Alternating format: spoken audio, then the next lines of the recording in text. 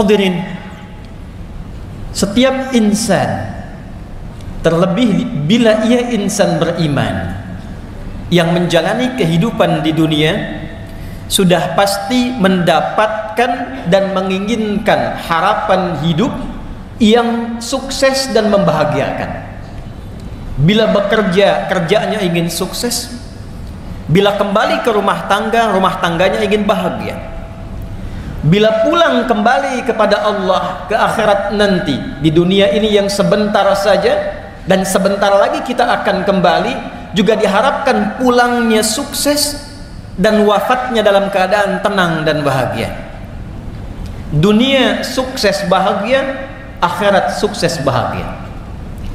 Di dalam diksi Al-Quran, bahkan dalam bahasa Arab standar, jika kita menggabungkan sukses dan bahagia itu, baik kita harapkan didapatkan di dunia yang sebentar ini ataupun di akhirat yang sebentar lagi kita akan hadapi, maka kata yang mewakili sukses dan bahagia itu disebut dengan falah namanya.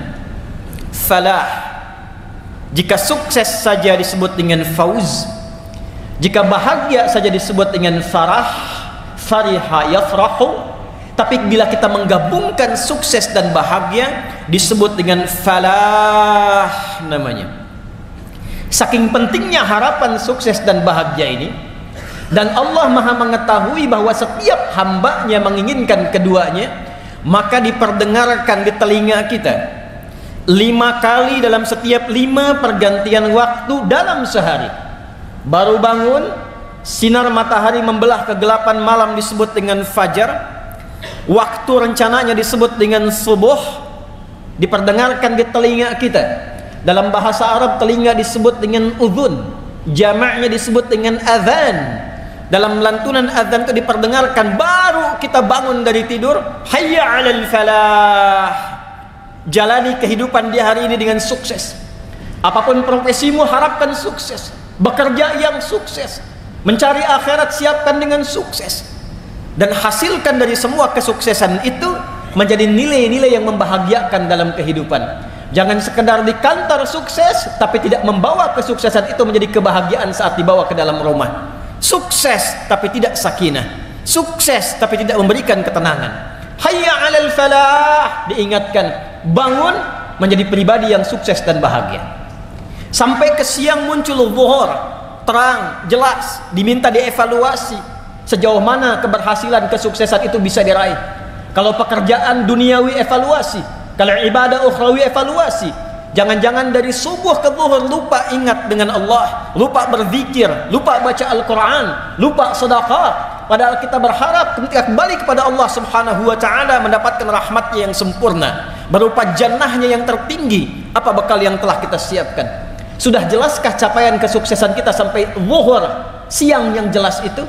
Maka diperdengarkan kembali di telinga kita, hayya 'alal falah. Sampai hilang kemudian siangnya, muncul ke sorenya, hayya 'alal falah. Hilang sore menjelang ke malamnya, datang maghrib, hayya 'alal falah. Menjelang tidur sebelum istirahat, hayya 'alal falah. Bahkan saat akan mimpi pun akan tidur, kata Allah, jangan biarkan engkau membawa istrimu, membawa dirimu untuk istirahat, kecuali engkau istirahat dalam keadaan yang telah terasa sukses dan membahagiakan. Hayya 'alal falah. Hadirin, kembali kepada nilai-nilai Quran. Tidaklah menjadi seorang muslim, apalagi mengatakan seorang mukmin, kecuali dia membawa visi hidup dunia akhiratnya sukses dan bahagia. Orang yang sudah menggenggam sukses dan bahagia dan berusaha mempertahankannya, maka dirubah katanya dalam Al-Quran dari falah menjadi aflah. Orangnya disebut muflih, jamaknya disebut dengan muflihun. Menariknya, ketika Allah mendeklarasikan dalam firman-Nya saat membuka detil penjelasan Al-Quran setelah diintisarikan dalam Al-Fatihah dan dibuka dalam Al-Baqarah, maka pedoman pertama yang diberikan pada Rasulullah sallallahu alaihi wasallam untuk disampaikan, diajarkan dan dituntunkan pada umatnya adalah pedoman untuk mencapai dan menjadi orang-orang sukses dan bahagia dunia akhiratnya. Perhatikan turunan ayat Al-Baqarah dari 286 ayat itu dibuka dengan ayat pertama sampai dengan ayat yang kelima. Maka inilah golongan pertama dari 3 golongan yang berkehidupan di bumi, dan 3 inilah yang akan kembali ke akhirat saat dihisab dan menentukan masa depan mereka dan akhir kehidupan abadi mereka di akhirat kelak.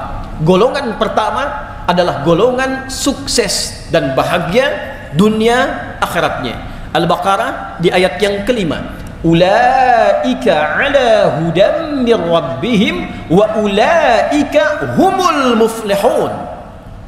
Ulaika ala hudam mir rabbihim, ada golongan yang kata Allah mereka itu senantiasa diberikan petunjuk oleh Allah Subhanahu wa taala.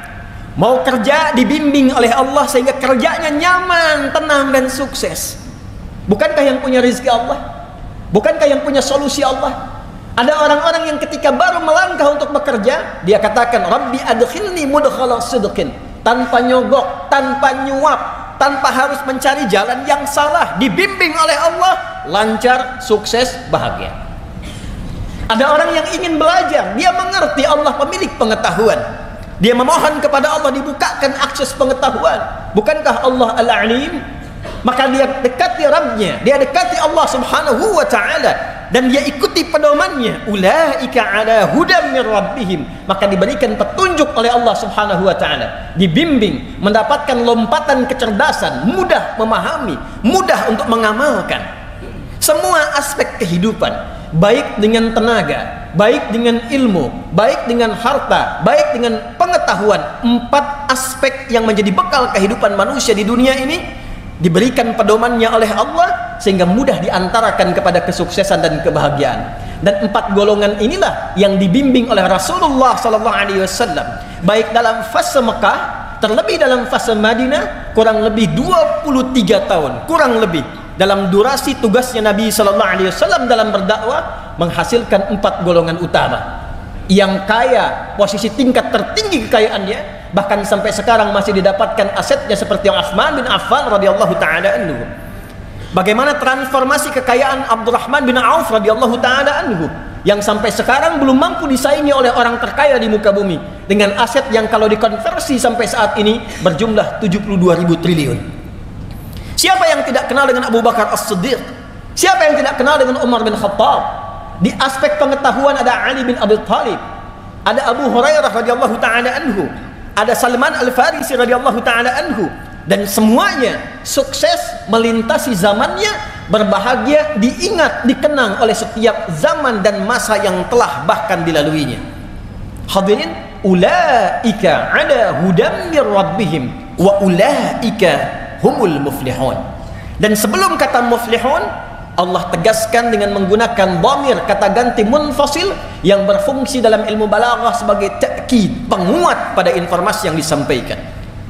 Rumus tafsir mengatakan, jika tidak dirinci siapa yang dimaksud orangnya, tidak disebutkan namanya, maka pedoman itu berlaku bagi setiap orang, setiap zaman, setiap masa yang menginginkan capaian yang sama, ingin sukses, ingin bahagia, ingin dikenang di setiap masa sampai ke akhirat mendapatkan kesuksesan dan kebahagiaan itu. Dan saking pentingnya ini, Allah menegaskan dengan taukid, wa ulaika humul muflihun. Di luar Al-Quran bisa kita katakan wa ulaikal muflihun, tapi Allah tegaskan lagi dengan kata hum untuk memberikan kesan. Apakah Anda generasi sekarang menginginkan sukses dan bahagia seperti yang telah mereka raih? Apakah Anda menginginkan kehebatan yang dikenang seperti yang telah mereka raih? Jika Anda menginginkannya, masuklah pada golongan muflihun di ayat ini dan ikuti setiap tahapan-tahapan yang telah diterangkan dan dipedomani dalam Al-Quran pada ayat-ayat sebelumnya. Hadirin, siapakah al-muflihun yang dimaksudkan dalam pembuka Al-Quran di surah Al-Baqarah ini? Ketika Allah mengatakan ulaika dengan menggunakan isim isyarah, maka berlaku rumus tafsir. Tidak diterangkan ayat dalam Al-Quran siyaq kecuali harus merujuk kepada ayat-ayat sebelumnya, sibaq, dan kaitan dengan ayat setelahnya, lihaq. Maka dikenal dengan rumus 2S 1L, siyaq, sibaq, dan lihaq. Siapa mereka orang-orang yang dimaksud di ayat kelima ini sebagai al-muflihun, yang sukses dan bahagia? Maka lihat ayat-ayat sebelumnya. Maka diterangkanlah oleh Allah Subhanahu wa taala, alif lam mim. Hei semua manusia, dengar akan firman yang akan aku sampaikan ini. Yang pasti engkau bisa dengar, para pemilik suara yang keluar bahkan bisa disuarakan dari semua pusat suaramu. Dari 29 tempat itu bisa engkau dapatkan, dirumuskan dari 13, dari mulai yang paling bawahmu alif sampai ke lisanmu lam sampai ke bibirmu mim. Dengar pesan yang akan aku sampaikan ini. Dzalikal kitabu la raiba fi.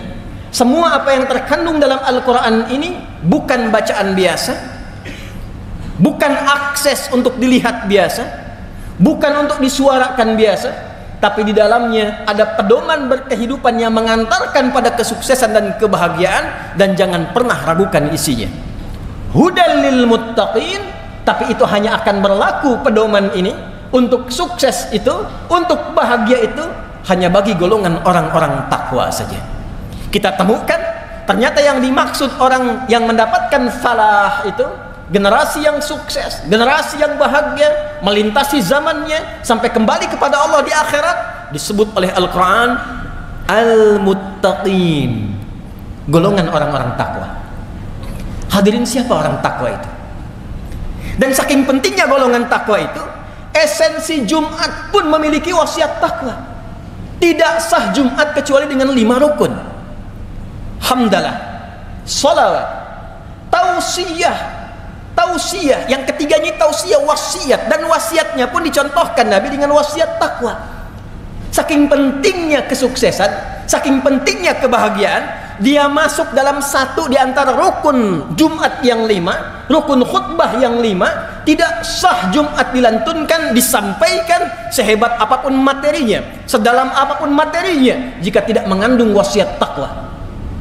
Dan apa esensi wasiat takwa itu? Sampai setiap pekan Nabi mengingatkan umatnya, dikumpulkan di satu tempat yang sangat luas, menggabungkan semua aspek yang datang, tidak hanya dari satu tempat, hanya untuk mengingatkan, ingat takwa ya, ingat takwa ya, takwa yang serius ya, jaga sampai wafat ya.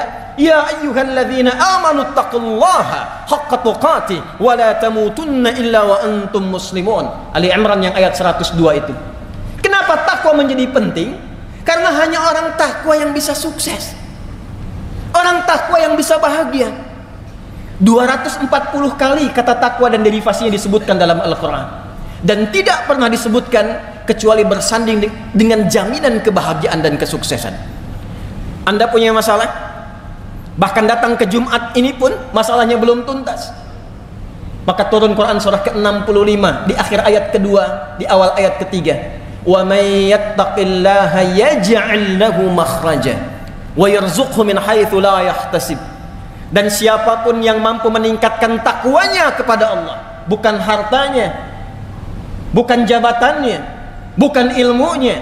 Jadi kalau Anda datang ke Jumat ini dengan harta yang sudah berlimpah, kedudukan yang tinggi, tapi masalah tak pernah selesai, tak pernah tuntas, coba renungkan.